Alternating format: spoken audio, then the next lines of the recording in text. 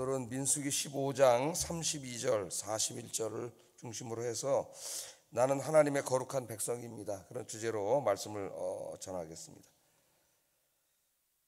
민수기 15장 말씀은 이제 14장 말씀하고 이렇게 연결시켜 보면은 14장에서는 이스라엘이 큰 실수를 두 번 하게 됩니다. 하나님의 죄를 짓게 되죠. 하나님의 말씀에 불순종을 하게 됩니다. 가나안 땅으로 올라가서 점령하라 그랬는데 자기들이 올라가서 정탐을 한 결과 도저히 이길 수 없을 것 같으니까 하나님 말씀을 거역했죠. 무시하고 우리 애굽 땅으로 돌아가자, 이런 불순종의 죄를 졌고, 불신앙이고 불순종의 죄를 진 거죠. 그 다음에는 이제 하나님의 말씀이 있은 다음에는 또 하나님 올라가지 말라 그랬는데 이번에 또 자기들 멋대로 올라가서 싸우다가 또 졌죠. 두 번 14장에서 이제 큰 실수를 하게 되는데, 그리고 이제 15장 말씀이에요.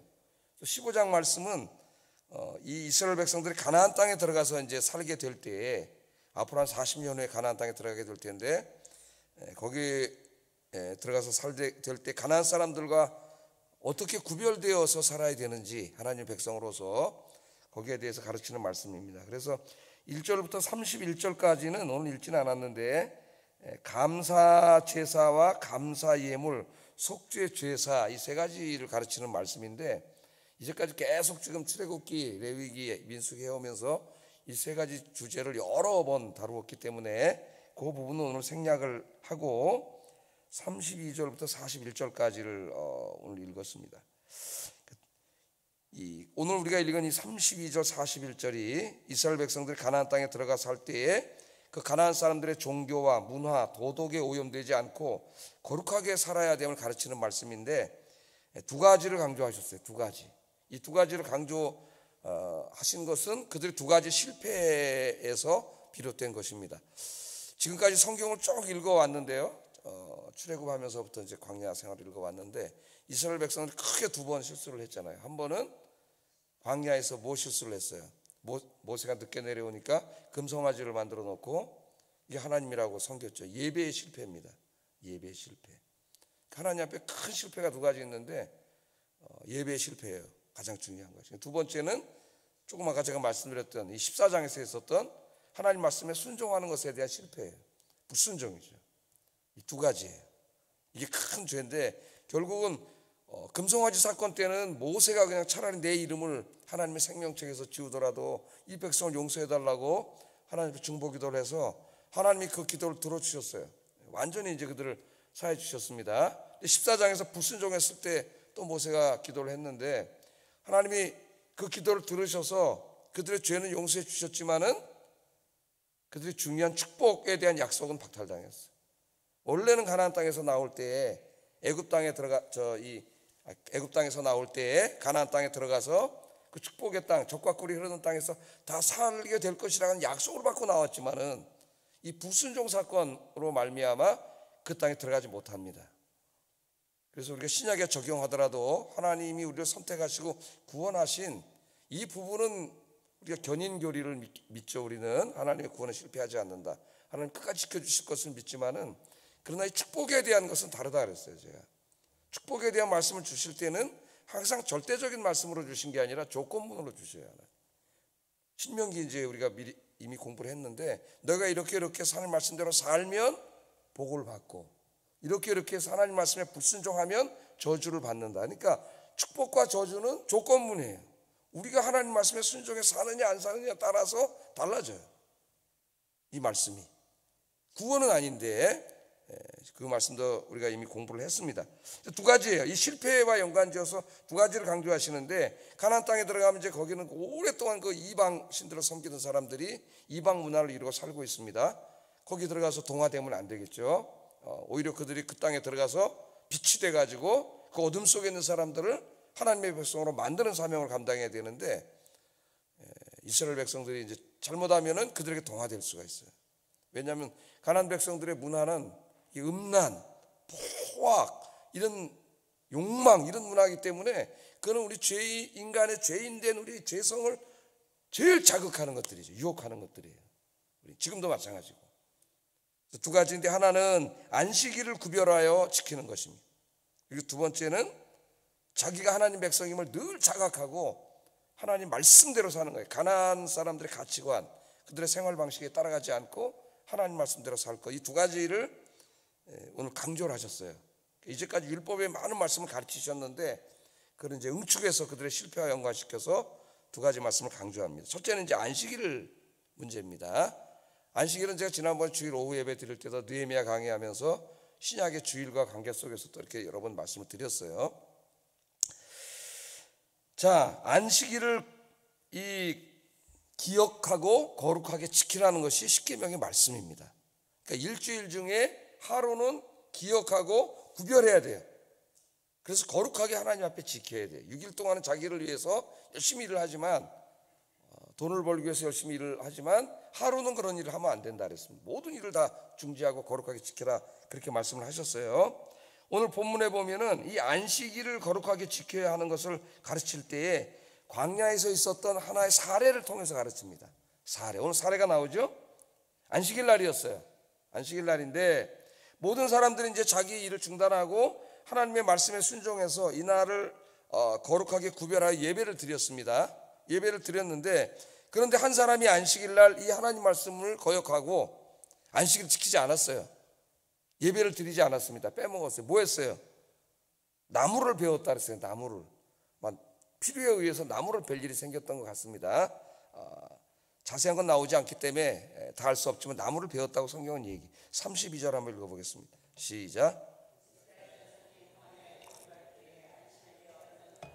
나무하는 것을 발견하죠. 어떤 사람이 이제 안식일을 지키지 않고 아무것도 노동을 하지 말고 오직 거룩하게 구별하여 지키라고 얘기했는데, 나무를 베었는데 아마 몰래 베려고 벤 것 같아요. 근데 어떤 사람들이 봤잖아요. 그 안식일을 범하는 사람을 봤습니다. 그래서 이 사람들이 그 사람을 끌어다가 모세와 아론 앞에 세웠어요. 그리고 총회가 열렸습니다. 이 사람들은 어떻게 할 것인가? 어떻게 할 것인가? 총회가 열렸습니다. 그런데 아무도 이 사람을, 안식일날 나무를 벤 사람을 어떻게 해야 될지, 안식일을 범한 건 분명한데 알지 못했던 것 같아요. 그래서 이 사람을 일단 감옥에 가두었다 했습니다. 33절 34절 보면은 그 나무하는 자를 발견한 자들이 그를 모세와 아론과 온 회중 앞으로 끌어왔으나 어떻게 처치하는지는 지시하심을 받지 못한 거로 가두었더니 그랬어요. 야, 요새 그 주일날 예배 안 드렸다고 감옥에다 가두면 어떻게 되겠습니까, 여러분? 감옥에 가둬놨어요. 일단 큰 죄라는 것을 인식을 했기 때문에. 그래서 이걸 어떻게 처리해야 되나, 이 사람을 어떤 벌을 줘야 되나 생각하다가 모세가 이제 하나님께 물어봤습니다. 기도를 했죠. 이 사람 어떻게 해야 됩니까, 하나님? 그랬더니 하나님께서 대답을 해주십니다. 35절에 상당히 충격적인 말씀을 하셔요. 한번 읽어보겠습니다. 시작. 온 회중이 진영 밖에서 돌로 그를 칠지니라. 하나님이 그 사람을 반드시 죽이라 그랬어요. 사형입니다. 사형. 안식일 어긴 것은 사형이에요. 진영 밖에서 그것도 돌로 쳐서 죽이라 그랬어요. 그러니까 지금 21세기에 우리들의 관점에서 보면은, 와, 이게 받아들이기가 상당히 어렵죠. 특히 안 믿는 사람들이 볼 때는 더욱더 어려운 것이죠, 이 말씀이. 그러니까 굉장히 중한 죄죠. 사형에 해당되는 죄는 살인한, 고의로 사람 죽였거나 사람을 죽여도 부지 중에 실수로 죽였을 때는 도피성에 일단 시시켜놓고 재판을 하기로 사형이 아니에요. 근데 이건 사형이에요. 부모님을 거역한 죄도 사형이고. 그러니까 가장 하나님 앞에 큰 죄악 중에 하나라는 걸 우리가 알 수가 있어요. 사형이라고 하는. 물론 지금 주의를 지키지 않았다고 사형을 시키지는 않죠. 한동안 미국에서 청교도들이 와서 미국을 건설하면서 이 모세 율법의 말씀을 미국 형법 체계에다가 그대로 적용하려고 그랬다 그랬죠. 그건 이제 그 재건주의 운동자라 그러는데 리컨스트럭션 무브먼트라고. 그래서 진짜 가늠하다 잡히면 돌로 때려 죽이는, 이렇게 형법을 만들려고 그러다가 그게 말이 되지가 않잖아요. 이스라엘은 이게 신앙 공동체고 거기는 이제 그렇지가 않기 때문에 일반 사회 세속 국가는 그렇게 할 수는 없는 거죠. 그래서 되지는 않았습니다만은 정말 그 율법의 말씀을 문자적으로 그대로 다 지키려고 하던 사람들이 있었고, 우리 교회, 오래된 교회들의 전통 속에서도 그 율법의 말씀을 문자로 그대로 지키려고 했던 부분이 주일 지키는 문제였죠. 그죠? 오리 이상 가면 안 되고 오락을 가면 안 되고, 여기에다가 뭐 사 먹으면 안 되고, 특히 뭐 사면 안 되고에다가 매매 행위에다가 집중해가지고 그렇게 한 적이 있습니다. 뭐 우리가 다 그런 것을 경험을 했는데요. 자, 하여튼 중요한 건 뭐냐면 안식일을 지키라고 하신 이 십계명의 말씀을 어긴 것은 굉장히 중대한 죄라는 건 틀림없어요. 하나님 앞에 이게 사형이니까 굉장히 중요한 죄입니다. 자, 이 사람이 왜 안식일 날 나무를 잘랐을까? 그러니까 필요했으니까 그랬겠죠. 뭐 때문에 필요했는지 잘 알지는 못하겠지만은 굉장히 자기 나름대로 생각할 때는 안식일 날 조금 하루 오늘 빼먹고 나무 좀 어떻게 베놔야 되겠다 이런 생각을 가졌겠죠. 그래서 나무를 벤 거예요. 그러니까 자기의 어떤 이익, 인간적인 이익을 위해서 하나님의 말씀을 고의로 어긴 거죠. 부지 중에 실수한 게 아니고 이게 다릅니다. 내가 인간이 연약한 부지 중에 죄를 지은 것과 고의로 지은 것은 달라요. 고의로 지은 죄에는 율법에도 속죄 제사가 없어요. 그러나 우리 인간이 연약하기 때문에 그 부지 중에 이제 우리가 죄를 질 수가 있는데 이 사람이 고의로 죄를 진 거예요. 그러니까 이 사람은 나무를 하는 것을 자기가 필요해서 나무를 했겠죠. 하는 것을 하나님보다 더 중요하게 생각한 사람이고 하나님의 말씀보다 더 중요하게 생각한 사람이고 안식일을 지키고 예배 드리는 것보다 더 중요하게 여긴 사람이에요. 그럼 죄가 뭡니까? 죄가 하나님의 말씀을 어기는 게 죄죠. 하나님이 이 세상을 창조하고 인간을 창조하신 다음에 우리가 어떻게 살아가야 하는가 하는 그 말씀을 주셨어요. 그 말씀은 우리를 노예로 삼으려고 준 게 아니라 그 말씀대로 살아야 그 사람이 영육간에 건강하고 복된 인생을 살기 때문에 하나님 그걸 주신 거예요.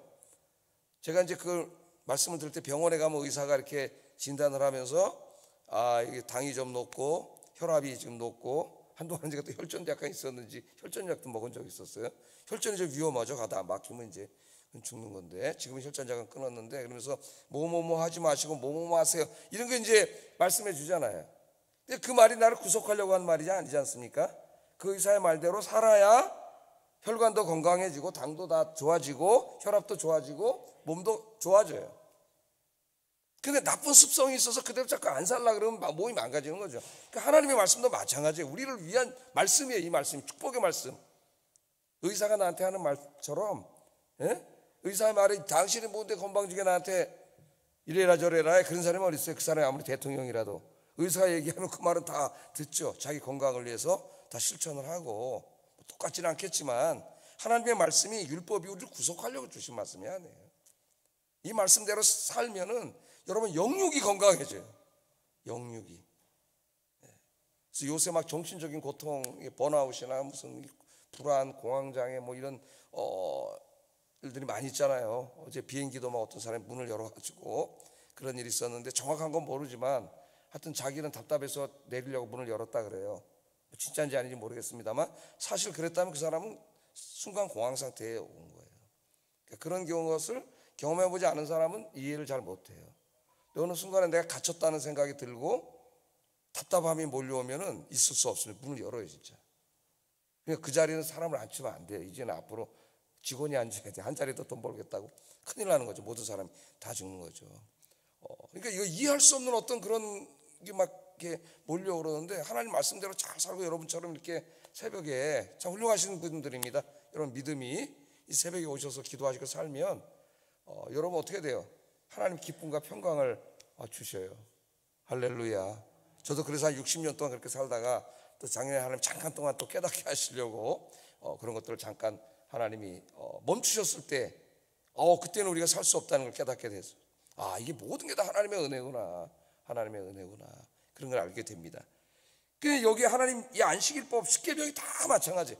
말씀대로 살면 영육간에 여러분 행복하고 건강해지는 줄로 믿습니다. 근데 이 사람이 어리석게도 그거 무슨 필요가 있는지 그것을 핑계로 안식일을 어기게 된 거죠. 하나님께 예배 드리는 것보다 더 중요한 것이 없고 하나님 말씀에 순종하는 것보다 더 중요한 것이 없습니다. 특별히 예배. 이 안식일 우리가 이제 가나안 땅에 들어갔는데 가나안 땅에 안식일이라고 해서 그 사람들이 안식일이라고 하는 하루를 거룩하게 구별해서 놓고 지키지 않아요. 그냥 일주일이 다 똑같은 사람들이에요. 그 사람들은 자기 멋대로 사는 사람들이에요.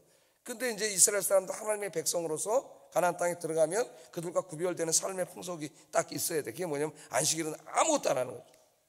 저들은 안식일을 일해가지고 많은 뭐 돈을 벌겠죠. 열매도 하고 장사도 하고 막 나중에 이스라엘 사람들도 따라했어요. 느헤미야에서 공부했잖아요. 장사도 하고 막 그러다가 하나님도 혼나고 그러는데 따라해. 그러나 이제 이 사람도 그렇게 하면 안 되는 거예요. 오늘날 보면 이제 안식일이 주일인데 주일날 일을 안 하는 거는 다 똑같은 것 같아요. 일을 안 해요. 요새는 이제 뭐 사람들 젊은이들이 안식일만이 아니라 토요일도 일을 안 하려고 그러고 금요일도 안 하려고 그래요. 지금 4일만 일하자. 막 이제 어떻게 될지 모르겠습니다만 앞으로 그래도 살 수 있는 건지 잘 모르겠지만 아무것도 안 하는 건 마찬가지인데 노동은 안 해요. 사람들 다 쉬어요. 근데 뭐 하냐 이거예요. 그럼 노동을 안 하고. 안 믿는 사람들은 여행도 가고 어디 자기 좋아하는 데 가고 자기 여가를 즐기는 데 사용하지만 하나님 백성은 그렇게 하면 안 되죠. 그 날을 구별해서 여러분처럼 하나님을 예배하고 하나님 섬기는 일, 그게 가장 귀한 일이고 하나님이 가장 기뻐하시는 일이고 그걸 안 하는 것이 가장 큰 죄라는 것을 오늘 우리에게 가르쳐줘요. 그건 하나님을 무시해버리는 것 아닙니까? 하나님보다 다른 게 더 중요하기 때문에 안 하는 거 아니에요. 그래서 여러분 주일을 잘 성수하시고 하나님을 예배하는 일이 여러분 인생의 가장 행복한 그런 일이 되기를 주의 이름으로 축복합니다. 억지로가 아니라 예배가 막 기다려지는 여러분 되기를 주의 이름으로 축복합니다. 자, 두 번째는 이제 순종에 관한 말씀인데 참 재밌는 옷에 대한 말씀이에요. 옷을 이렇게 입으라 그랬어요. 이스라엘 사람들이 가나안 땅에 들어가면 옷 입는 데서부터 구별이 돼야 돼. 그러니까 사람들이 딱 보면 저 사람 이스라엘 사람이네, 저 가나안 사람이네, 딱 구별되도록 옷을 입으라 그랬습니다. 옷은 보이잖아요. 자, 어떻게 입으라 그랬어요? 옷 단 끝에다가 술 아시죠? 술을 만들고 그 술에다 청색끈을 더 달게 했어요. 그러니까 이렇게 이렇게 이제 술이 달리면 거기다 청색 실들을 막 넣어서 파란 그 술이 이제 옷에 달리게 하는 거죠. 가나안 사람들은 그냥 옷을 입는데 이스라엘 사람들 옷 끝에 술이 달렸어요. 파란 술. 그렇게 달아서 입으라 그랬어요. 38절 한번 읽어보겠습니다. 시작. 청색끈을 그 귀에 술에 더하라. 신약시대에 보면 서기관들이 긴 옷을 입었다 그랬죠. 긴 옷. 이제 여기서 약간 나온 말씀인데 긴 옷을 입고 그걸 왜 입었냐면은 그게 자기들의 영적인 권위였어요. 권위. 그래서 어떻게 해서 행동이 어디 잔치집에 가면 제일 상석에 가서 앉고 대접받는 거 좋아하고 예수님을 또 혼났잖아요. 예? 근데 이 긴 옷을 입고 술을 달고 그러는 게 하도록 하나님이 하신 이유가 여기 있는데 그것과 상관없이 그걸 권위의 상징으로 그들은 대접받는 상징으로 옷을 잘못 입은 거죠. 근데 여기 보세요. 왜 이걸 하라 그랬는지. 자, 청색끈을 달라 그랬는데 청색 재료들, 청색천을 한번 생각해 보세요. 레위기에 청색천, 출애굽기에서 성막을 만들 때, 그럼 성막의 이 청색 재료들은 주로 성막의 거룩한 기구들을 덮는 데 사용됩니다. 이 파란색이. 제가 파란색을 굉장히 좋아하는데 그래서 옛날에 넥타이 장가가기 전에는 다 파란색이에요. 제가 보니까 양복도 다 파란색이에요. 저희 사람 만난 다음부터 꽃무늬 막 넥타이가 생기고 색깔의 변화가 왔는데 그러니까 예를 들면 법궤라든가 진설병이라든가 등잔이라든가 향단 같은 것들을 덮는 그런 앙장이나 천의 색이 다 파란색이에요. 파란색으로 쓰라 그랬어요. 청색, 홍색이 있는데 파란색을 쓰라 그랬습니다. 그러니까 이 파란색 끈을 술에다가 파란색 끈을 첨가시키라고 한 이것은 그들이 거룩한 하나님의 백성임을 상징하는 거예요. 거룩하신 하나님의 백성. 그러니까 옷에서부터 요즘으로 말하면 우리 그리스도인들이 옷을 뭐 다르게 입지는 않죠. 안 믿는 사람들하고 똑같이 입죠.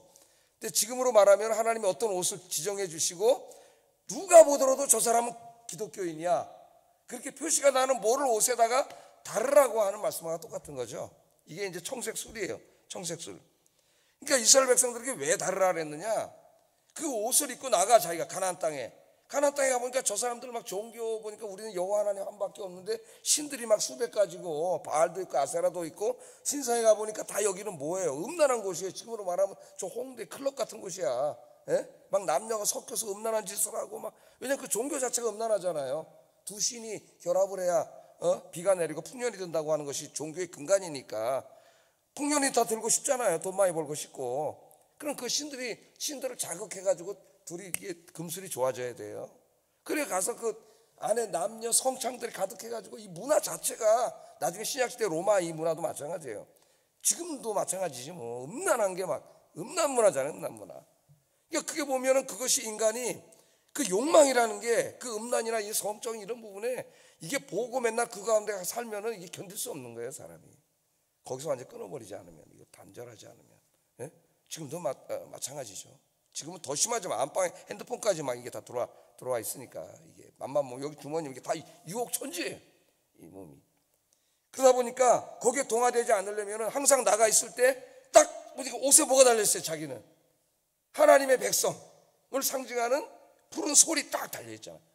딱 마음에 욕망이 끌어오르는데 딱 보는 순간 뭘 생각해야 돼? 나 하나님의 백성이지. 내 하나님의 거룩한 백성이지. 하나님이 나의 하나님이지. 내 하나님 말씀대로 살아야지. 예? 그게 딱 생각나는 거예요. 옷에다 그거 달라고 하신 이유는 네가 하나님의 백성임을 잊지 말라는 겁니다. 잊지 말라는 거예요. 그걸 보고 늘 기억하라는 거예요. 늘 기억하라. 39절 40절 한번 읽어보겠습니다. 시작.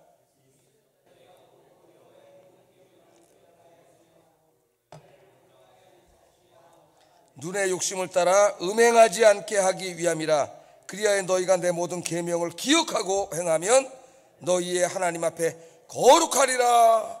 아멘. 바로 그 이유란 말이에요. 나가서 보면 우리의 그 탐욕과 욕심과 정욕이 막 있는데 저 가난한 사람들은 그게 무슨 죄거나 도덕적으로 불량한 게 아니잖아요. 그 사람들 문화 속에서는. 그렇게 해야 사회가 잘 되고 평화가 이루어지고 번영이 이루어지기 때문에 모두가 당연하게 그런 음란한 짓을 하는 거예요. 그게 그냥 문화예요. 문화. 요즘 21세기 문화처럼 클럽에 가면 뭐 다 모든 젊은이들 저렇게 사는데 교회 다니는 우리 청년들이 우리 자녀들이 나 혼자 이렇게 살아야 되나? 그런 생각이 온다고, 유혹이. 예? 그때 딱 이 옷을 보면서 나는 하나님의 자녀다, 하나님의 백성이다, 이렇게 살면 안 된다, 구별되게 살아야 된다. 예? 그 욕망에 따라 음행하지 않게 하기 위해서 항상 옷에다 그 술을 다름으로 네가 누구인가를 자각하라는, 이게 핵심이에요. 네가 누구인가를 자각하라. 이제 신약 시대로 오면 지금도 어떻게 좀 저도 뭐 안 달고 있습니다만은 여기다 십자가 하나씩 기독교인이 달고 다니면 어떨까라는 생각이 들었어요. 제 옛날에 이렇게 운전하고 막 이렇게 오다가 이제 교회 여기 철거하기 전에 길이 좁잖아요. 막 여기 이렇게 딱 교회 쪽으로 딱 들어오면은 그 다음부터는 얼굴도 싹 피고, 정신을 바짝 차리는 거예요. 왜냐하면 내가 또 하다 화를 내거나 뭐 빵하거나 이러면 교회 앞에서 사람들이 목사인지 다 아는데. 그래서 그때 제가 반성을 했어요. 내가 항상 어디에 가도 그렇게 살아야 되는데 나를 모르는, 목사인지 모르는 곳에 가면 좀 자유로 화도 한번, 창문 열고 화도 한번 내고 그러는데 여기 오면 절대 안 그러지. 큰일 나니까. 그래서 하나님은 다 보고 계신데, 어디에 있든지. 하나님은 다 보고 계신데. 그 옛날에 우리 그 기독교인들이 차 뒤에다가 카톨릭 신자들이 주로 그랬는데 이게 물고기 이렇게 달고, 지금도 기독교인들 물고기 달고 다니는 사람도 있습니다. 뭐 지금 그렇게까지는 안 하더라도 이게 하나님의 말씀의 핵심은 잊지 말라는 거죠. 세상에 나갔을 때, 넌 세상에 나가시잖아요. 세상 사람들과 같이 사는데 거기 어울리려다가 나는 이러면 안 되지. 내가 하나님의 백성이지. 그게 뭘까? 그래서 성경에 바울의 이제 그 가르침에 보면은 우리가 신약에서는 명령법과 직설법이라고 하는데 두 가지 말씀이 있어요.